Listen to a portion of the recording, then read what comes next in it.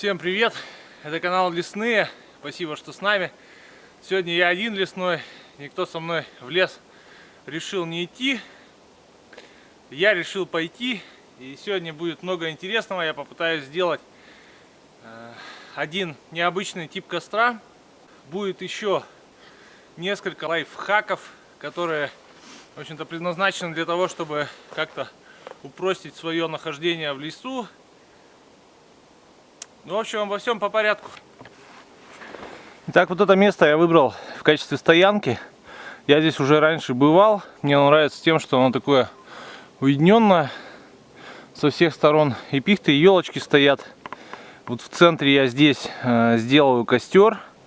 Между двумя этими сосенками я буду располагаться. Что я буду делать, это будет видно в процессе съемки. Вот, пока первым делом я думаю, что надо повесить мой рюкзак. Именно повесить, потому что на снег его ставить не нужно. Во-первых, промокнет, во-вторых, надо будет его постоянно чистить от снега. Есть интересная система крепления рюкзаков. Для нее используется ремень. Обычный простой ремень. К сожалению, как только я его попытался натянуть первый раз, у него отлетела дужка, видимо, он уже совсем стал старый. И вот. Но в принципе даже и без дужки его можно использовать в качестве держателя для рюкзака, для пилы, для мачете, любых принадлежностей, которые можно куда-нибудь повесить. Как это все делается? Обхватываем дерево на уровне груди. Дальше протягиваем первый этот поясок сюда внутрь. Вот. Ну, а видно, да, что если идет давление, он сразу падает. Поэтому что нужно сделать? Нужно сделать следующее. Этот конец, за счет того, что он толстый, ему будет сложно вылезти обратно, и мы его обратно в эту же петлю засовываем до линии сгиба. Она очень хорошо держит. Вот. Более или менее надежная конструкция получилась. Дальше что делаем? Дальше мы берем такие вот крючки, развешиваем.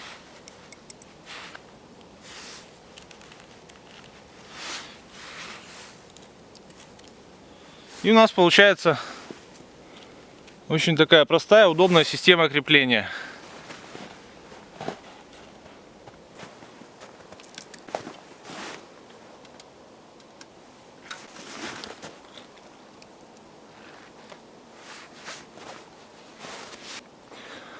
Получилась быстрая, удобная система крепления. И для этого всего лишь с собой нужно брать пару крючков и ремень. Причем ремень и крючки могут использоваться абсолютно в различных вариантах. Это лишь одна из систем, которую я вам показал. Их на самом деле очень много. Подписывайтесь на канал, вы увидите еще кучу всего интересного. С собой нужно брать в походы именно те вещи, у которых есть несколько вариантов использования. Но обо всем по порядку. Сейчас я приступаю к разведению костра. Костер будет интересный. Костер я буду разводить в этом месте. Не так давно я сюда уже приходил. Видно, что осталось тут еще кое-что от прежнего костра. Костер, который я собираюсь сделать, называется костер наоборот. Для этого костра наоборот мне потребуется много сушины. Сейчас я за ней отправлюсь. Как только я ее раздобуду, мы с вами будем его делать.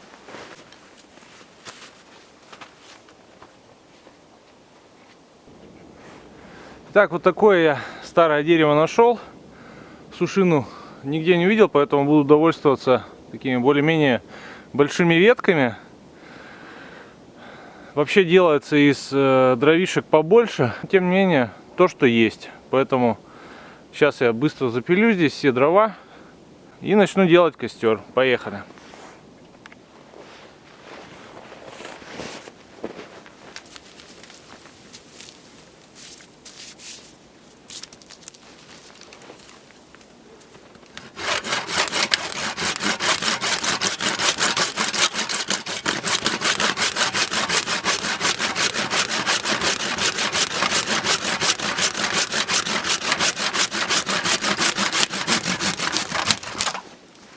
сухие, пилятся быстро, просто. Конечно, бы их раза в 3 потолще, но тем не менее то, что есть.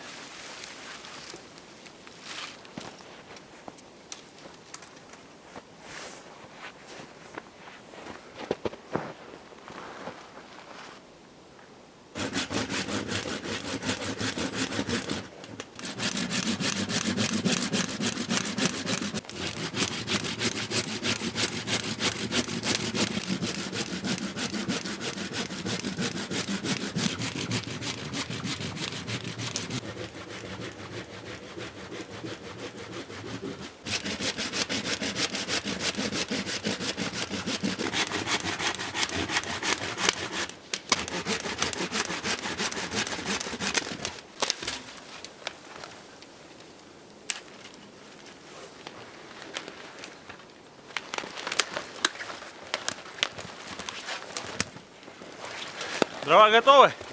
Сейчас будем еще раз пилить и укладывать в наш костер. Итак, я принес эти дровишки. Они, конечно, больше напоминают не дрова, а простой хворост, но это будет быстрее. В том плане, что он разгорится быстрее. Чем толще бревна, тем они горят, разгораются, точнее, дольше. Но это именно такая особенность этого костра, наоборот. Сейчас моя задача их порубить, попилить, поломать на равные части, примерно 40 сантиметров длиной, и начать укладывать их слоями. Что у нас получилось? Получилась у нас такая кучка напилышей маленьких. Вот. Ну их, не знаю, тут 20-25. Вот. Но не в этом суть. Суть в том, как их надо правильно разложить, чтобы у нас получился костер наоборот. Раскладываем мы слоями. Можно в квадрат. То есть первоначально расчищаем место для костра и начинаем накладывать вот таким образом. Вот это идет первый слой. Дальше пойдет у нас второй слой. Дальше третий. Количество слоев в принципе не ограничено. Можно это делать сколь угодно много. Чем больше слоев, тем больше этот костер будет гореть. У этого костра есть отличное свойство. Поработав над ним и зажгя его, не нужно больше за ним в принципе практически смотреть и что-то подбрасывать. Редко бывает, когда что-то спадает друг с друга. Вот. Зажигается этот костер сверху. Не снизу, а сверху. Именно поэтому он называется костер наоборот. Он горит не снизу вверх, как обычные костры, а сверху вниз. Горит он долго, тепло. Ну, у меня получилось практически 3 слоя.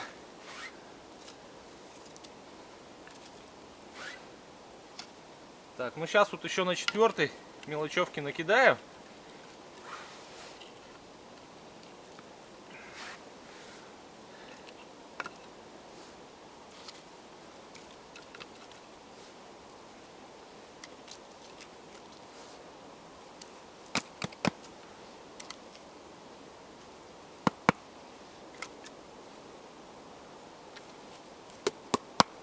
Немножко от снега очистить. Вот, нижние можно не чистить, они пока будут разгораться, нагреваться, снег весь растает.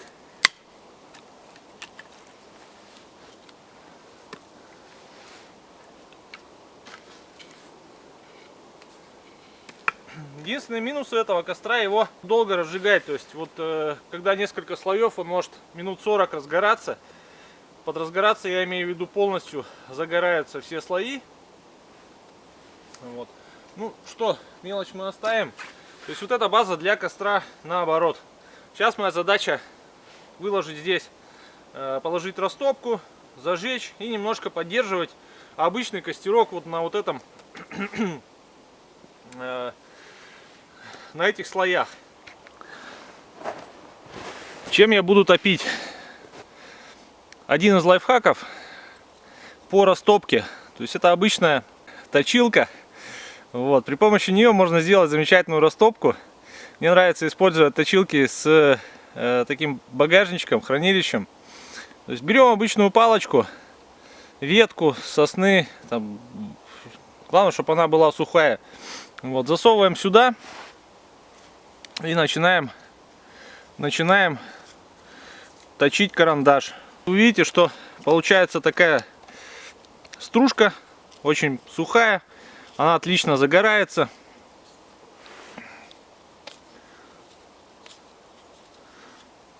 И падает прямо в хранилище. Оттуда можно уже ее забрать. Кладем паутинку, ломаем ее.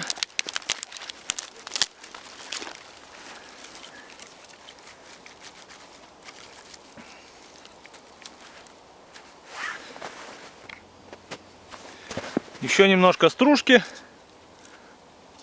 Работает точилка замечательно. Весит она практически нисколько. Вот. И в условиях отсутствия коры или какой-либо другой растопки, в общем, очень просто сделать себе такую тонкую стружку. И потом уже ее использовать в качестве растопки для костра. Высыпаем.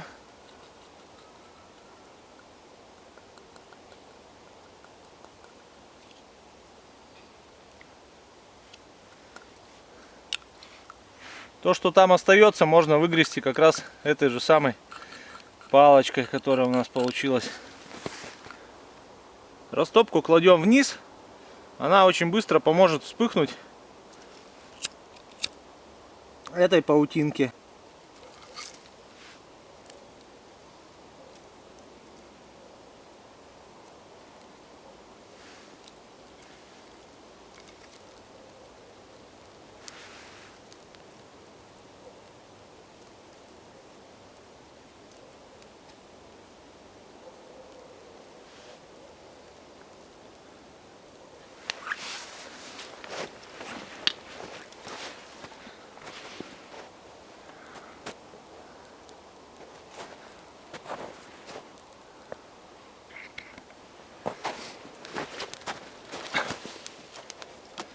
Сейчас наша задача небольшие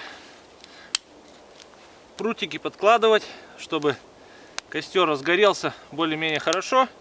И дальше он уже будет гореть вниз.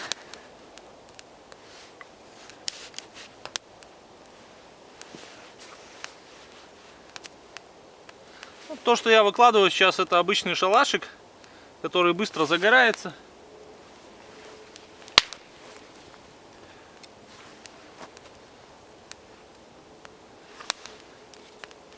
И быстро прогорает.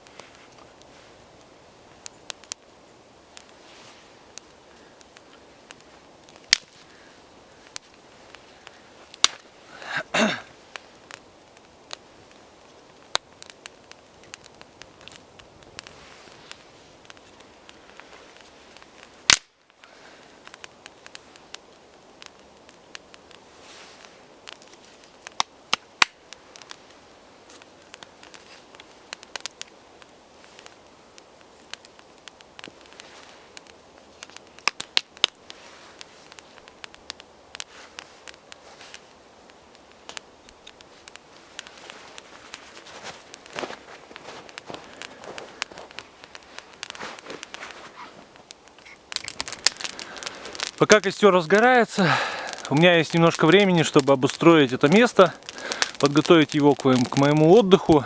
Значит, я решил сделать себе местечко между вот этими двумя сосенками. Тот хворост, который у меня получился, получился неиспользованным, я положу между этими деревьями. Вот. Останется и на следующий раз, и сослужит мне неплохую службу в качестве грейки для моей попы.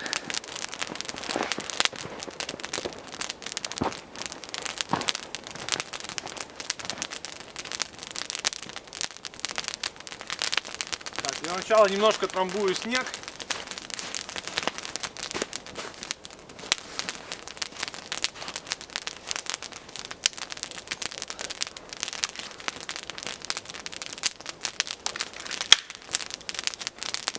Вы просто просто накладываю сюда.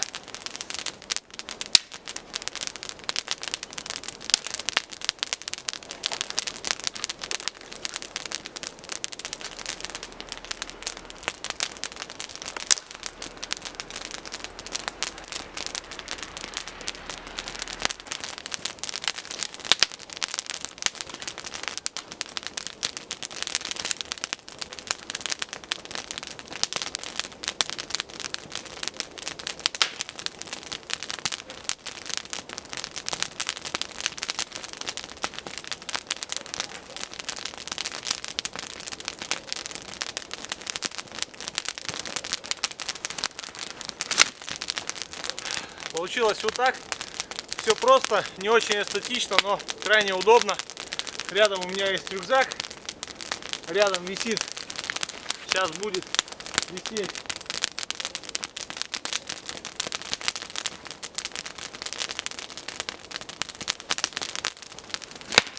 на всякий случай мачетка.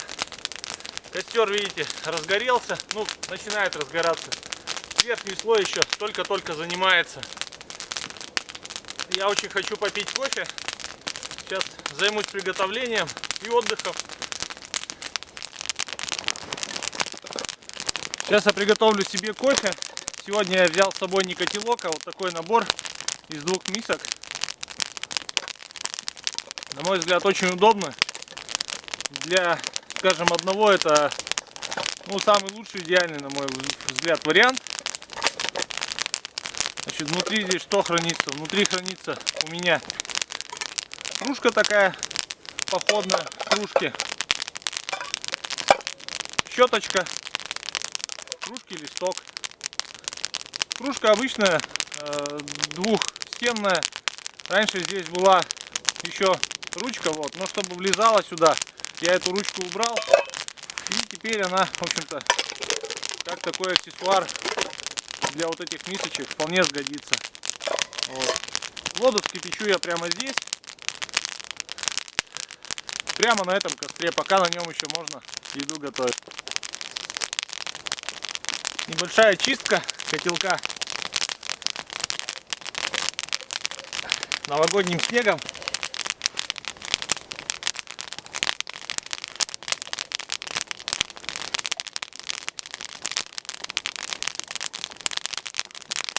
Где-то пол-литра у меня получилось. И вот при помощи таких крышечек я выставляю прямо сюда котелок.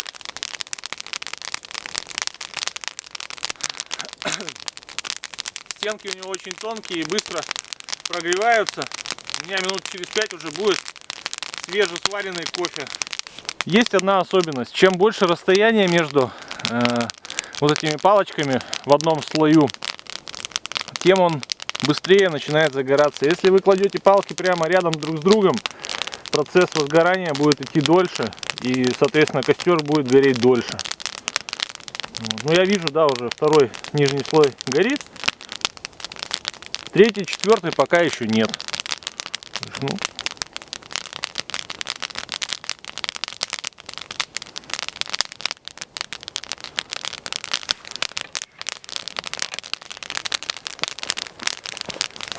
Слышу я, что вода уже в котелочке закипела.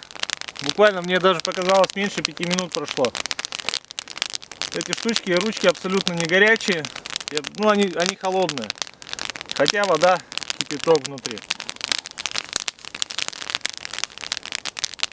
Вот эти ручки горячие. Вот, ну их, в общем-то, трогать вовсе и не обязательно. Что у меня есть для кофе? У меня есть деревянная ручка. Ложка, точнее. Деревянная ложка. Отличный подарок моего папы. Пап, спасибо тебе. Главная ее фишка в том, что она большая. И вторая фишка в том, что она не греется. И это очень важно. Потому что вся посуда, которая греется, ее по праву можно называть гестаповками. Гестаповская посуда. Потому что она обжигает, и есть из нее неприятно. Это же вообще абсолютно классный вариант. Наш советский. Значит, вот эти две упаковочки из-под витаминов содержат в себе сахар и кофе. Тоже один из простейших лайфхаков сахар и кофе. Значит, туда не попадает ни влага, ничего такого. Насыпаю себе прямо в ложку кофе, закрываю. Можно положить и горизонтально, ничего такого не будет. И насыпаю себе сюда сахар. Ай, костер. Насыпаю себе сюда же сахар. И это все дело размешиваю.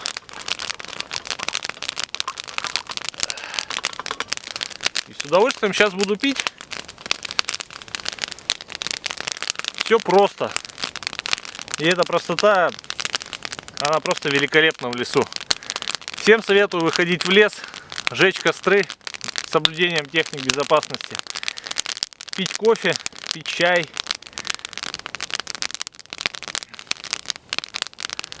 В лесу очень здорово. Сегодня за бортом -4. Погода шикарная. Я удивлен, что я один из лесных вышел в лес.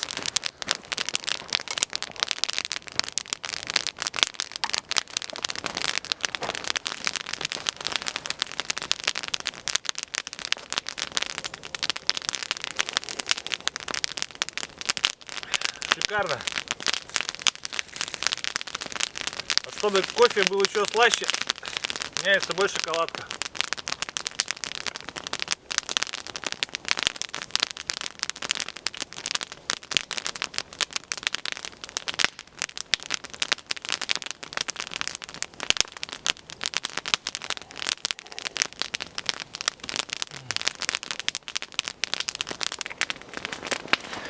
Так, кофе я допил. Остатки кофе здесь. Очень просто посуду помыть зимой, окунув в снег. Потому что снег сухой, ну, в соотношении с водой более сухой консистенции. Воду он всю в себя вбирает. То, что там налипло, достаточно сделать вот так вот. Вот. Ну и мы видим, влаги нет. Небольшой снег, но это, в общем-то, в принципе, все ерунда. Такой простой способ очистить посуду после еды.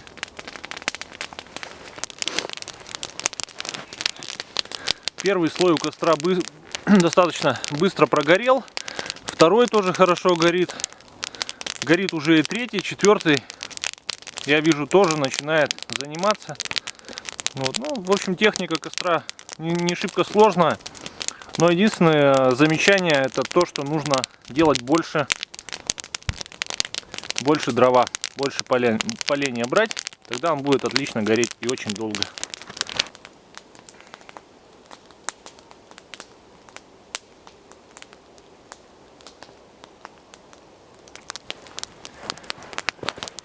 Костер догорает, и на углях я хочу приготовить и показать вам, как готовится простейшее блюдо. Для этого нам потребуется картошка и яйцо. Мы с вами сделаем яйцо, запеченное в картошке. Отличное походное блюдо, которое очень простое в приготовлении и очень вкусное. Так, у нас есть картошка, у нас есть нож, у нас есть яйцо и есть уже угли. Что нам надо сделать, чтобы приготовить яйцо в картошке? Сначала нам надо снять верхнюю крышку, которая будет у нас как бы крышкой для такого горшочка из картошки. Чистить картошку не надо. То есть принцип приготовления такой же, как мы делаем картошку, печеную на углях. Есть у нас серединка. Эту серединку нам надо убрать, чтобы в эту серединку мы залили яйцо. То есть вот эти внутренности все, они могут использоваться в качестве супа. То есть можно складывать куда-нибудь в какую-нибудь тару. Но я, поскольку суп сейчас делать уже не буду,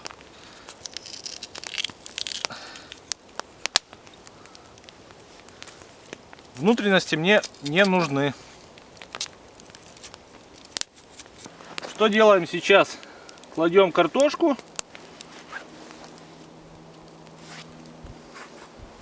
Разбиваем яйцо.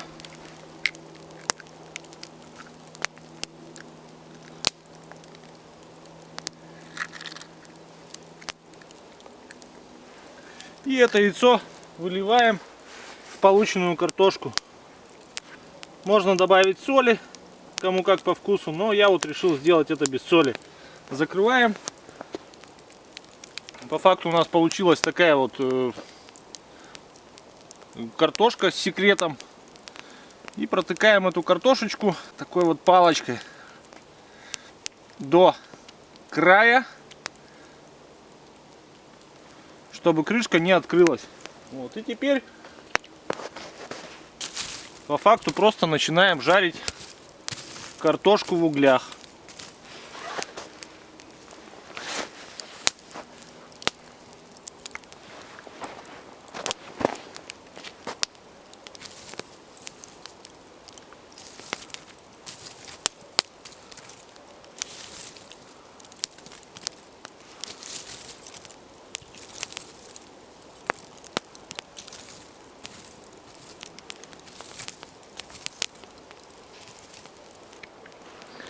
Картошка готовится, слюни бегут, от костра уже совсем ничего не осталось. Что я хотел еще сказать по поводу этого костра? Ну, больше 2 часов он горел, я его практически не трогал. Горит он замечательно, жар от него хороший.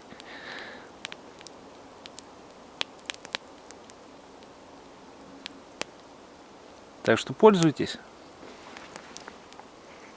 Да, кстати, не путайте этот тип костра с костром колодец, потому что у колодца именно горят стенки, и он горит с самого низа. Этот же костер горит с самого верха, и его слои плотные, не как у колодца. Прошло уже 10 минут. Решил попробовать, открыть и посмотреть, что получилось. В этом мне поможет такая палочка Рогатулина и моя супер ложка. Так.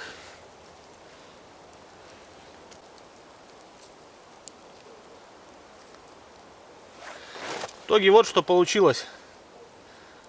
Печеное яйцо в картошке.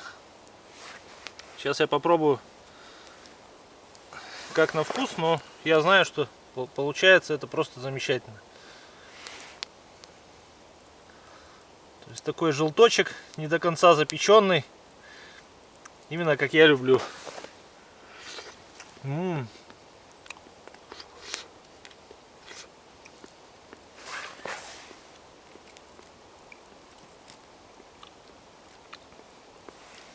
Картошка тоже пропеклась.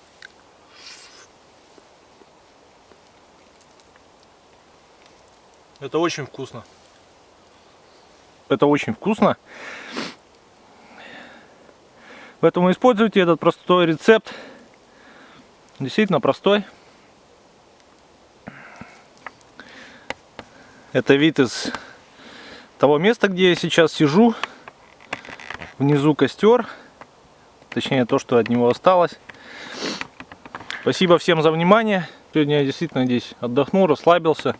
Очень уютный такой хвойничек.